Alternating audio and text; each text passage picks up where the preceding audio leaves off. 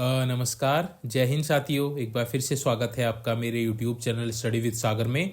आशा करता हूँ आप सभी लोग अच्छे होंगे और आपकी तैयारी अच्छी चल रही होगी। देखो, उत्तराखंड पुलिस कांस्टेबल का फिजिकल स्टार्ट हो चुका है। ठीक है, कई बच्चे फिजिकल क्वालिफाई करके अब रिटर्न एग्जामिनेशन की तैयारी में लग गए हैं। ठीक है, तो उत्तराखंड पुलिस कांस्टेबल के लिए देखिए टेस्ट सीरीज मैंने चलाई थी, जिसमें अभी तक 4 टेस्ट सीरीज आपको करवा दी गई हैं। आपकी जो क्लास रहने वाली है टेस्ट सीरीज नंबर 5 रहने वाली है। ठीक है, तो ये टेस्ट सीरीज जो मैं करवा रहा हूँ, ये इसमें देखिए आपको हिंदी के क्वेश्चंस भी मिलेंगे, उत्तराखंड जीके के क्वेश्चन, उत्तराखंड करंट अफेयर्स के क्वेश्चन और वर्ल्ड के आपके करंट अफेयर्स यानी कि डेली करंट अफेयर्स आपका इसमें मिलेगा और आपके कंप्यूटर के क्वेश्चंस मिलने वाले हैं। ठीक है, तो आपका जो भी यूकेएसएससी का जो पैटर्न रहने वाला है उत्तराखंड पुलिस कांस्टेबल के लिए, उसके लिए बहुत ही अच्छी टेस्ट सीरीज है। ठीक है, इसमें आपको कंबाइंड क्वेश्चंस मिलेंगे और ये जब तक आपका एग्जाम नहीं होगा इसको मैं कंटिन्यू रखूंगा। ठीक है, तो जितनी टेस्ट सीरीज हो जाएंगी, जितने क्वेश्चंस आप सॉल्व करके जाएंगे, आपको उतनी ज़्यादा हेल्प मिलेगी एग्जामिनेशन में अच्छे नंबर लाने में। ठीक है, तो टेस्ट सीरीज आप जरूर देखिएगा, ज़्यादा देर की नहीं बनेगी। 25 से 30 मिनट की आपकी टेस्ट सीरीज रहने वाली है। ठीक है, तो इतना टाइम आपने डेली इसमें देना है। ठीक है, इसके आप जो भी मैं आपको टेस्ट सीरीज कराऊंगा, आप इसके क्वेश्चंस भी नोट कर सकते हैं या फिर पीडीएफ आप टेलीग्राम चैनल के माध्यम से इसकी ले सकते हैं। ठीक है, ताकि इसका आप रिवीजन भी कर सकें, इसके नोट्स आप बना सकें। ठीक है, तो जो भी बच्चे उत्तराखंड पुलिस कांस्टेबल की तैयारी कर रहे हैं उनसे रिक्वेस्ट करूंगा, ये टेस्ट सीरीज के पहले की जो 4 क्लासेस करवा दी गई हैं आप उनको भी जरूर देख लीजिएगा। आज ये टेस्ट सीरीज नंबर 5 है। ठीक है, तो ऐसे कंटिन्यू हम आगे तक रखेंगे। अगर आपको टेस्ट सीरीज अच्छी लगेगी तो प्लीज कमेंट बॉक्स में मेंशन जरूर कीजिएगा। ठीक है, चलिए आज की जो टेस्ट सीरीज है हम उसको स्टार्ट कर लेते हैं पहले क्वेश्चन से। पहला क्वेश्चन है, राम एक फूलों की माला बाजार से लाया, इस वाक्य को शुद्ध कीजिए। ठीक है, तो राम एक फूलों की माला बाजार से लाया, ये आपका देखिए गलत वाक्य है, क्योंकि राम एक फूलों की माला नहीं होगा, ये होगा राम फूलों की एक माला। ठीक है, तो फूलों की एक माला होगी, ना कि एक फूल की माला। माला बाजार से लाया। ठीक है, तो क्या बनेगा, राम फूलों की एक माला बाजार से लाया। ठीक है, तो ऑप्शन नंबर ए इसका राइट आंसर हो जाएगा, राम फूलों की एक माला बाजार से लाया। ठीक है, तो ये बिल्कुल करेक्ट है, ये आपका गलत है। तो इस वाक्य को सही करेंगे तो इसका राइट आंसर क्या हो जाएगा, ऑप्शन नंबर ए हो जाएगा। ठीक है, आगे बढ़ते हैं। अगला क्वेश्चन है आपका मोस्ट इंपॉर्टेंट क्वेश्चन है, बहुत बार परीक्षाओं में रिपीट हुआ है और बहुत अच्छा क्वेश्चन है। क्वेश्चन है, संविधान के किस अनुच्छेद में हिंदी को राजभाषा माना गया है। ठीक है, तो हमारी जो देश की जो राजभाषा है उसको संविधान में हिंदी को राजभाषा माना गया है। ठीक है, तो किस अनुच्छेद में दिया गया है, ये दिया गया आपके अनुच्छेद 343 में। ठीक है, अनुच्छेद 343 में आपका दे रखा है कि हमारा जो भारत है, भारत जो एक संघ देश है, उसकी जो राजभाषा होगी, राजभाषा क्या होगी, हिंदी होगी। राजभाषा उसकी हिंदी होगी और उसकी लिपि क्या होगी, लिपि आपकी क्या होगी, देवनागरी होगी।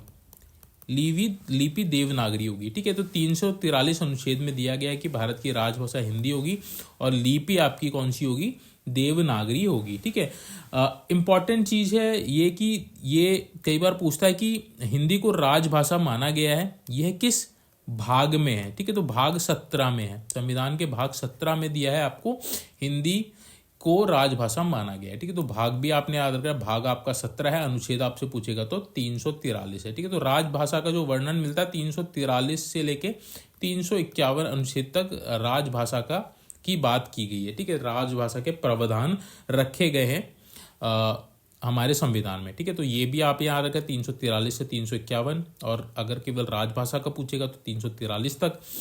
लिपि कौन सी होगी, देवनागरी होगी और भाग 17 में इसका वर्णन है। तो राइट आंसर क्या हो जाएगा, ऑप्शन नंबर बी हो जाएगा। ठीक है, तो इतने पॉइंट्स आपको इस वाले क्वेश्चन से याद रखने हैं। नेक्स्ट है अगला क्वेश्चन, किसी भाषा के बोलने तथा लिखने के नियमों को व्यवस्थित पद्धति क्या कहलाती है। ठीक है, तो किसी भाषा के बोलने तथा लिखने के जो नियम होते हैं उनकी जो व्यवस्थित पद्धति होती है उसको क्या कहते हैं, उसको कहते हैं आपका व्याकरण। ऑप्शन नंबर 20 का राइट आंसर हो जाएगा। इंग्लिश में क्या बोलेंगे आपको, इंग्लिश में आपका ग्रामर बोलते हैं। ठीक है, इंग्लिश में आपका ग्रामर हो गया, हिंदी में क्या बोलते हैं, व्याकरण बोलते हैं। ऑप्शन नंबर 20 का राइट आंसर हो जाएगा। आगे बढ़ते हैं, अगला क्वेश्चन, गढ़वाल भाषा और व्याकरण पुस्तक के लेखक कौन है। ठीक है, तो देखिए एक पुस्तक है आपकी यहाँ पे आपका गढ़वाली भाषा और व्याकरण है। ठीक है, अगर इसके लेखक पूछेगा तो इसके लेखक कौन है, इसके जो लेखक हैं वह आपके कौन है, सुरेश ममगई हैं, सुरेश ममगई। ठीक है, गढ़वाली भाषा और व्याकरण जो पुस्तक है इसके लेखक आपके सुरेश ममगई हैं, तो ऑप्शन नंबर सी इसका राइट आंसर हो जाएगा। एक क्वेश्चन है आपका गढ़वाली भाषा का व्याकरण। ठीक है, एक क्वेश्चन आपका और की जगह होगा आपका का व्याकरण, तो उसके लेखक कौन है, तो उसके लेखक आपके रजनी कुकरेती हैं। ठीक है, तो ये आपने याद रखना है। अगर पूछेगा गढ़वाली भाषा और व्याकरण पुस्तक तो उसके राइट आंसर सुरेश ममगई हो जाएगा। अगर पूछेगा कि गढ़वाली भाषा का व्याकरण के पुस्तक के लेखक कौन है, आपके रजनी कुकरेती हो जाएगा। ठीक है, तो ये आपने याद रखना है, इंपॉर्टेंट क्वेश्चन है आपका परीक्षा की दृष्टि से। आगे बढ़ते हैं अगला क्वेश्चन आपका देखिए, कुमाऊनी भाषा की पहली महिला कवि कौन है। ये इंपॉर्टेंट क्वेश्चन है, याद रखिएगा, मोस्ट इंपॉर्टेंट क्वेश्चन है। तो कुमाऊनी भाषा की पहली महिला कवि कौन है, ये है आपकी देवकी मेहरा। ऑप्शन नंबर है इसका राइट आंसर हो जाएगा। इनकी देखिए कुछ इंपॉर्टेंट कविताएं हैं, इनका नाम आप याद रख सकते हैं, इंपॉर्टेंट है, परीक्षा में पूछा जा सकता है। एक कविता है इनकी निसास। ठीक है, इसको इन्होंने लिखा है। दूसरी एक कविता है इनकी पराण।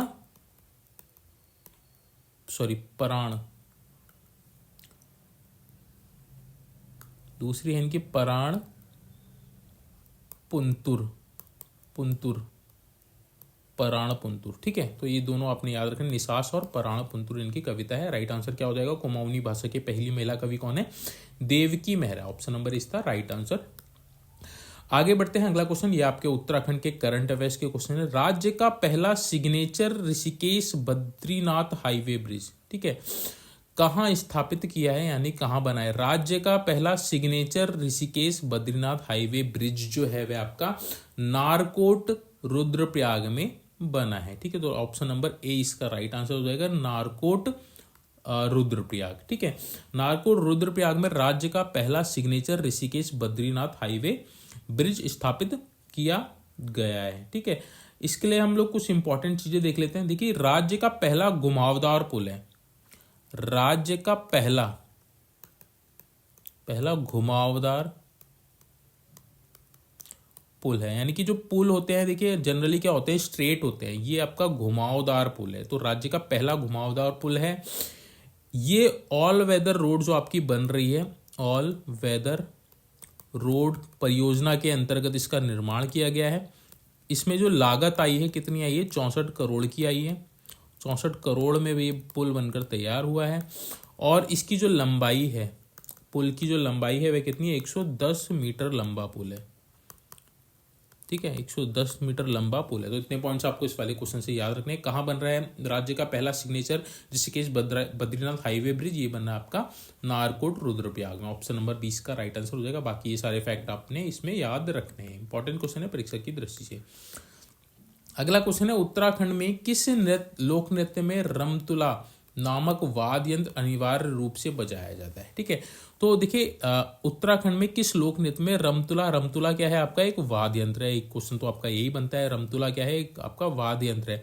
किस लोक नृत्य में रमतुला वाद्य यंत्र अनिवार्य रूप से बजाया जाता है, तो ये इसका जो राइट आंसर है हो जाएगा आपका ऑप्शन नंबर सी, हारुल नृत्य। हारुल नृत्य किसके द्वारा किया जाता है, जौनसारी जनजातियों के द्वारा किया जाता है, जौनसारी जनजाति द्वारा किया जाता है आपका हारुल नृत्य। ठीक है, इसकी जो विषय वस्तु है, हारुल कई बार इसकी विषय वस्तु पूछता है कि ये किस इसकी जो नृत्य है इसकी विषय वस्तु क्या है।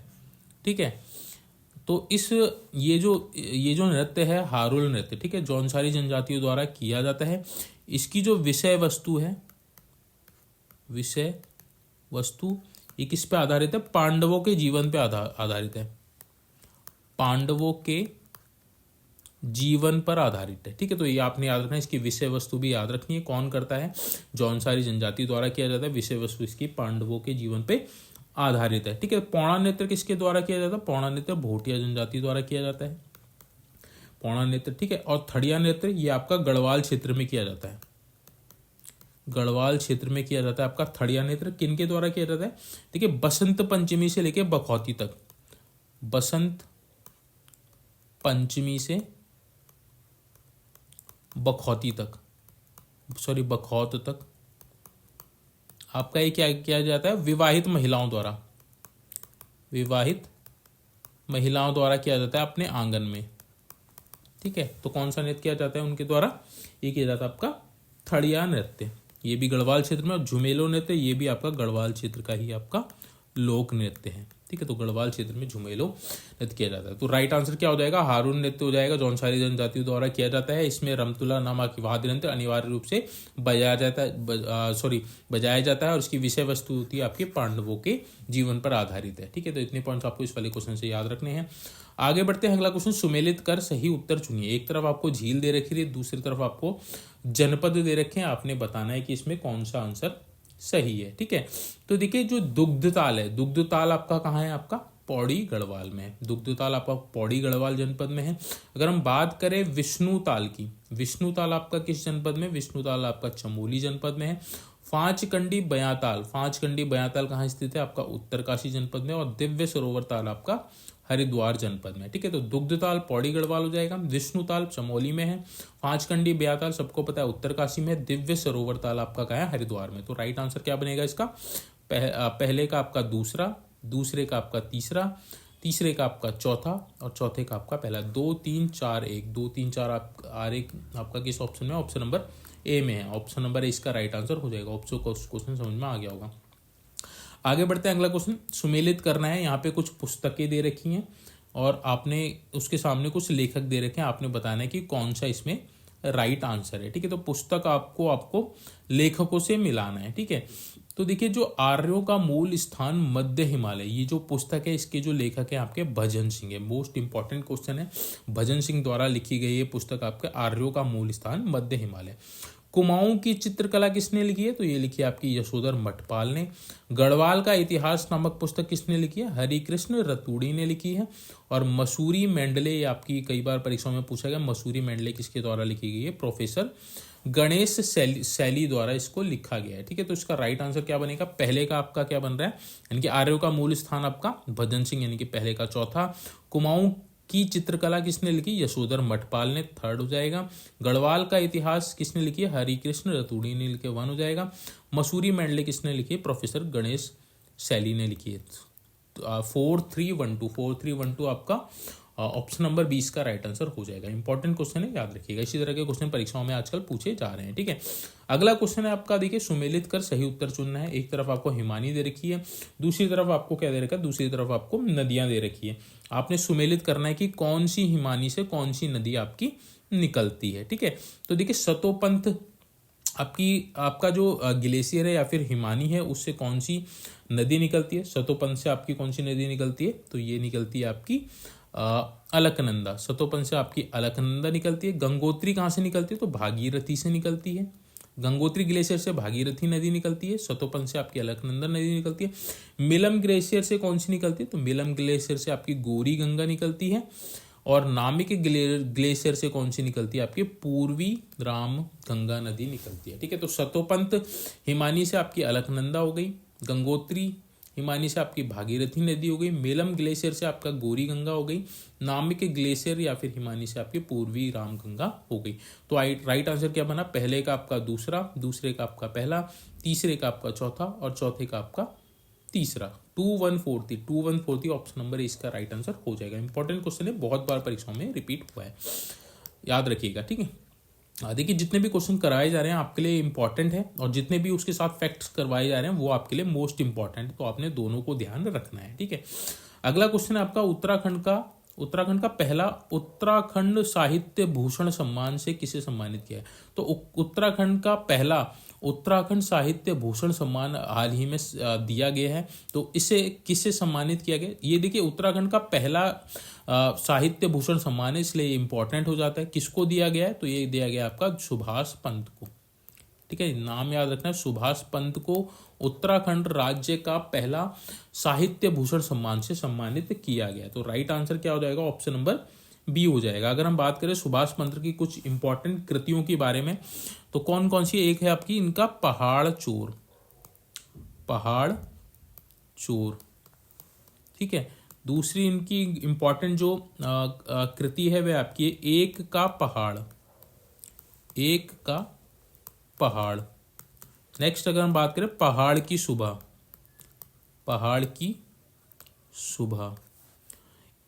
नेक्स्ट अगर हम बात करें इंपॉर्टेंट एक रात का फासला, एक रात का फासला, ठीक है। तो ये सारी इनकी कृतियां हैं, ये इंपॉर्टेंट है, याद रखिएगा।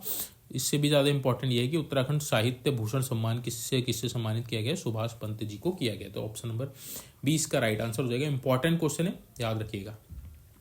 नेक्स्ट है कि देखिए उत्तराखंड राज्य की वर्ष 2024-25 में अनुमानित प्रति व्यक्ति आय कितनी आंकी गई है। तो हाल ही में देखिए उत्तराखंड राज्य के जो अनुमानित प्रति व्यक्ति आय है तो वो कितनी आंकी गई है, वो आंकी गई है आपकी 2,74,064, ठीक है। तो ऑप्शन नंबर 20 का राइट आंसर हो जाएगा।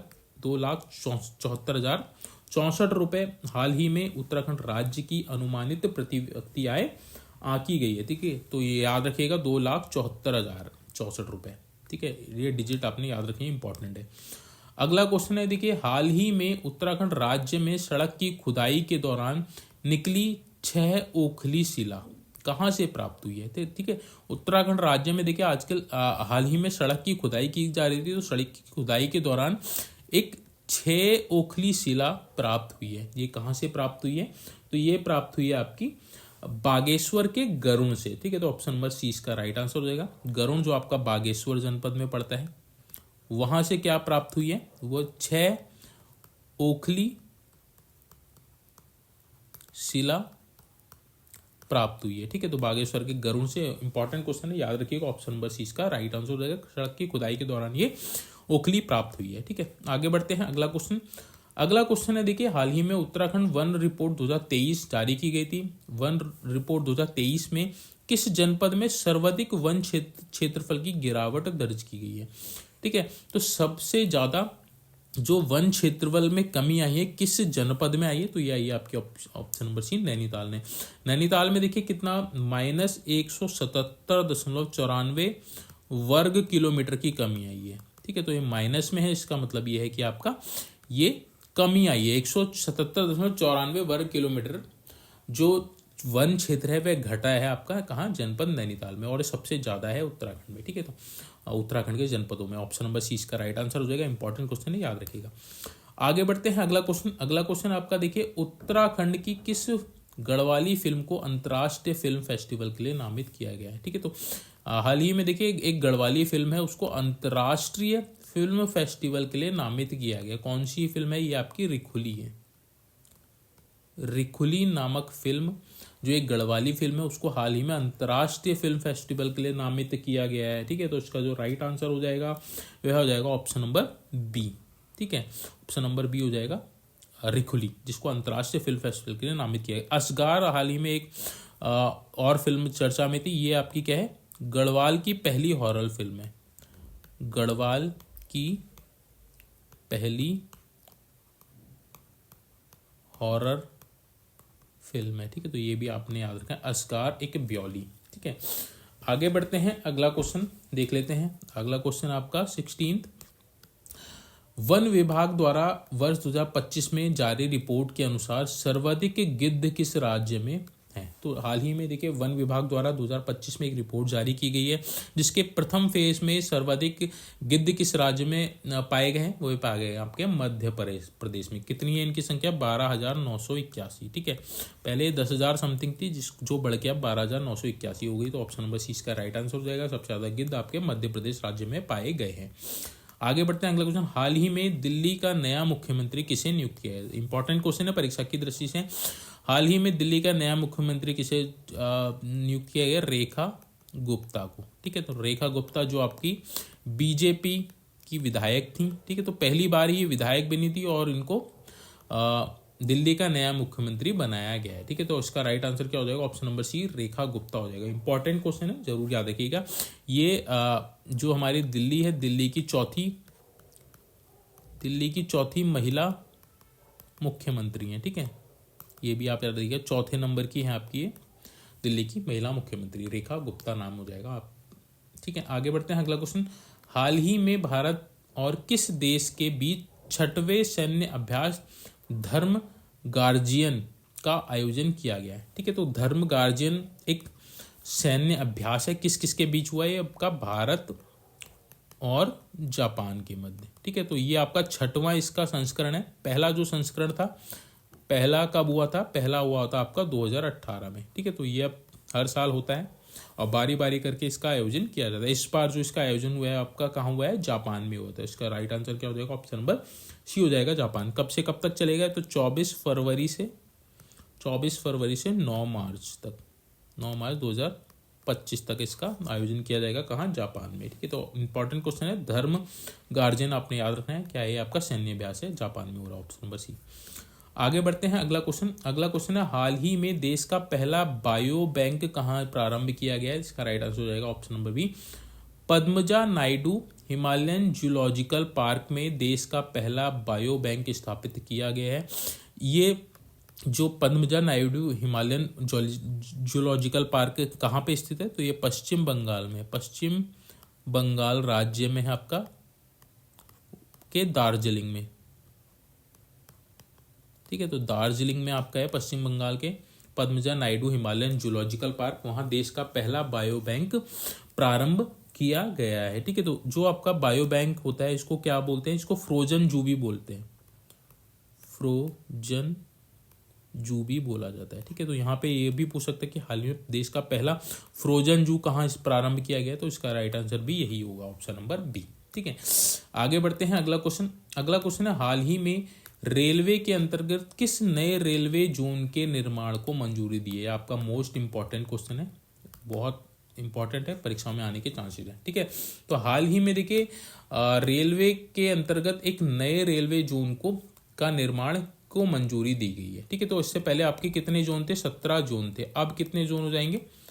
अब आपका एक और हो गया तो आपका 18 जोन हो जाएंगे। ठीक है, तो 18 जोन हो जाएंगे अब रेलवे के। ठीक है, तो कौन सा नया रेलवे जोन जोड़ा गया है? तो ये जोड़ा गया आपका दक्षिण तटीय रेलवे जोन। ये आप नाम याद रखिएगा, दक्षिण तटीय रेलवे जोन के निर्माण को मंजूरी दी गई है। कहाँ ये बनेगा? तो ये बनेगा आपका आंध्र प्रदेश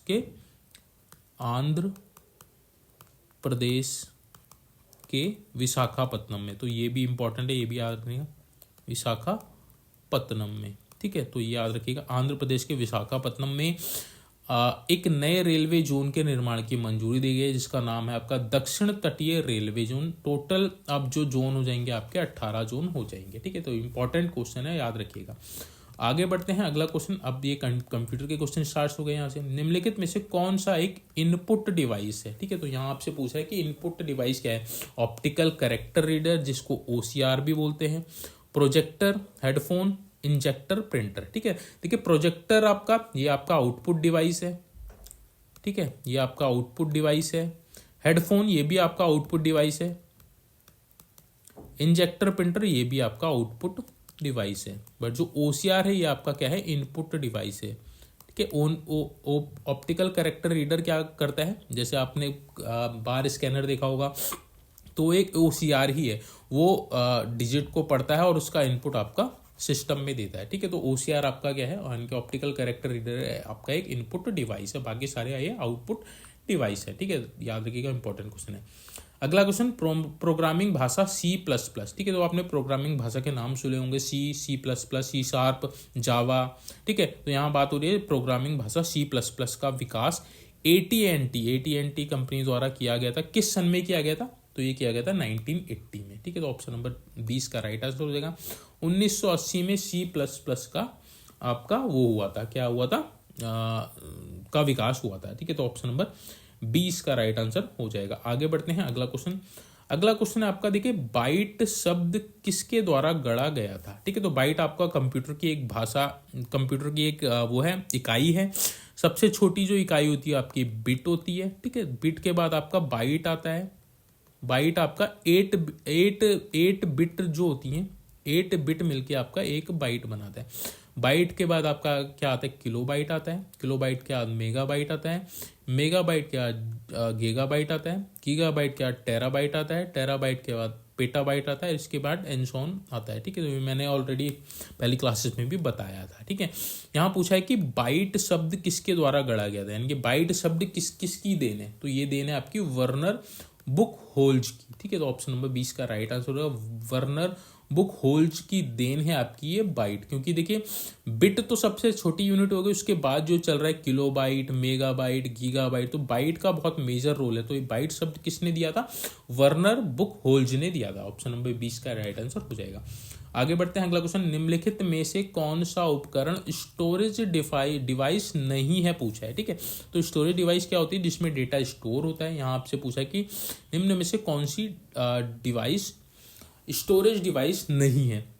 ठीक है, देखो हार्ड डिस्क होती है, ये भी आपका स्टोरेज डिवाइस है, क्योंकि इसमें भी डेटा स्टोर होता है। सीडी रोम में भी डेटा स्टोर होता है, ये भी आपकी स्टोरेज डिवाइस है। फ्लैश ड्राइव, ये भी आपकी स्टोरेज डिवाइस है। मॉडेम आपका स्टोरेज डिवाइस नहीं है। ठीक है, एक नेटवर्किंग की डिवाइस है, नेटवर्किंग डिवाइस है। ठीक है, ये आपकी नेटवर्किंग डिवाइस है जो क्या करती है, एनालॉग को डिजिटल, डिजिटल को एनालॉग में कन्वर्ट करती है। मॉडेम के फुल फॉर्म क्या है, मॉड्यूलेटर एंड डी मॉड्यूलेटर, ये आपने यहाँ पर रखना है। ऑप्शन नंबर 20 का राइट आंसर हो जाएगा। ये आपकी स्टोरेज डिवाइस नहीं है, आपकी नेटवर्किंग डिवाइस है। आगे बढ़ते हैं, अंतिम क्वेश्चन है इस टेस्ट सीरीज का। ठीक है, ईमेल पते sagar@org.in में सागर क्या है। ठीक है, तो ये पूछा है। तो आपने देखिए कई बार आपने, जैसे आपकी मेल आईडी है, मान लिया आपका नाम कुछ भी है, सोहन है, sohan@gmail.com। ठीक है, तो इसमें सोहन क्या है, @gmail.com क्या है, ये आपको पता होना चाहिए। ठीक है, तो सोहन क्या है, यहाँ पे आपका यूजर नेम है। वहीं @gmail.com यानी कि जो gmail.com क्या है, ये आपका डोमेन नेम है। ठीक है, तो ये आपको याद रखना इंपॉर्टेंट है। ये आपका एक ईमेल आईडी है, ईमेल आईडी में आगे का जो पोर्शन होता है ये आपका यूजर नेम होता है, पीछे का जो @ के बाद जो पोर्शन होता है ये आपका डोमेन नेम होता है। ठीक है, तो यहाँ पूछा है कि sagar@org.in में सागर क्या है। ठीक है, सागर क्या हो जाएगा, यूजर नेम हो जाएगा। ऑप्शन नंबर ए इसका राइट आंसर हो जाएगा। org.in की अगर हम बात करें तो ये क्या हो जाएगा, org.in आपका डोमेन नेम हो जाएगा। ठीक है, तो परीक्षा में डोमेन नेम भी पूछ सकता है और आपका यूज़र नेम भी पूछ सकता है। ठीक है, तो यहाँ इसका सागर का पूछा था, तो यहाँ पे आपका क्या हो जाएगा, यूज़र नेम हो जाएगा। ऑप्शन नंबर ए इसका राइट आंसर हो जाएगा। ठीक है, तो देखिए ये था आज का complete test series number 5। Hope so आपको जितने भी क्वेश्चन यहाँ पे करवाए गए हैं वो आपको बहुत अच्छे से समझ में आए होंगे और आपको क्वेश्चंस का लेवल भी अच्छा लगा होगा। ठीक है, तो अगर आपका कोई भी डाउट है किसी भी क्वेश्चन में, प्लीज़ कमेंट बॉक्स में मेंशन जरूर कीजिएगा। और अगर इस तरह की टेस्ट सीरीज आपको कंटिन्यू चाहिए तो उसके लिए भी कमेंट बॉक्स में मेंशन जरूर कीजिएगा कि बताइएगा मेरे को और कुछ इंप्रूव करना है, तो वो भी आप जरूर बताइएगा। ठीक है, तो इसकी जो PDF होगी वो आप टेलीग्राम चैनल से डाउनलोड कर सकते हैं। इसको मैं अपलोड कर दूंगा 1-2 दिन में। ठीक है, तो टेलीग्राम चैनल ज्वाइन नहीं किया है तो आपको उसका जो लिंक है वो मेरे चैनल के अबाउट सेक्शन में मिल जाएगा, या फिर आप टेलीग्राम में स्टडी विद सागर नाम से ज्वाइन कर सकते हैं। उसको आपको मिल जाएगा अगर आप टेलीग्राम चैनल पे सर्च करेंगे। बाकी देखिए लिंक मैंने आपका अपना क्या बोलते हैं कि टेलीग्राम चैनल का लिंक भी दे रखा है और व्हाट्सएप ग्रुप का भी लिंक दे रखा है। तो व्हाट्सएप ग्रुप एक स्टार्ट किया है मैंने, तो अभी उसमें बहुत कम मेंबर जुड़े, तो आप उसको भी ज्वाइन जरूर कर लीजिएगा। अगर उसमें ज़्यादा ज्वाइन कर जाएंगे बच्चे तो फिर हम उसको भी थोड़ा सा एक्टिव रखेंगे। टेलीग्राम पे तो मैं हमेशा एक्टिव रहता ही हूँ। ठीक है, आपका कोई भी क्वेश्चन होता है तो आप यूट्यूब चैनल पे भी पूछ सकते हैं, टेलीग्राम चैनल के माध्यम से भी पूछ सकते हैं, कोई दिक्कत वाली बात नहीं है। ठीक है, चलिए आज की जो वीडियो है इसको यहीं पे हम एंड करते हैं। रिक्वेस्ट करूँगा उन सभी बच्चों से जिन्होंने अभी चैनल सब्सक्राइब नहीं किया है तो प्लीज़ आप चैनल को सब्सक्राइब जरूर कर लीजिएगा। और जिन बच्चों ने चैनल सब्सक्राइब कर रखा है बट बेल आइकन प्रेस नहीं किया है जिसकी वजह से उनको नोटिफिकेशन नहीं मिल पाते हैं, तो आप नोटिफिकेशन और बेल आइकन को प्रेस जरूर कर लीजिएगा, ताकि जैसे ही कोई इंपॉर्टेंट वीडियो अपलोड की जाए आपको उसका नोटिफिकेशन तुरंत मिल जाए और आप उसको देख सकें। ठीक है, तो जिससे कोई भी इंपॉर्टेंट इन्फॉर्मेशन आपसे मिस नहीं हो पाएगी। ठीक है, चलिए आज की जो वीडियो इसको यहीं एंड करते हैं। Thank you so much watching this video.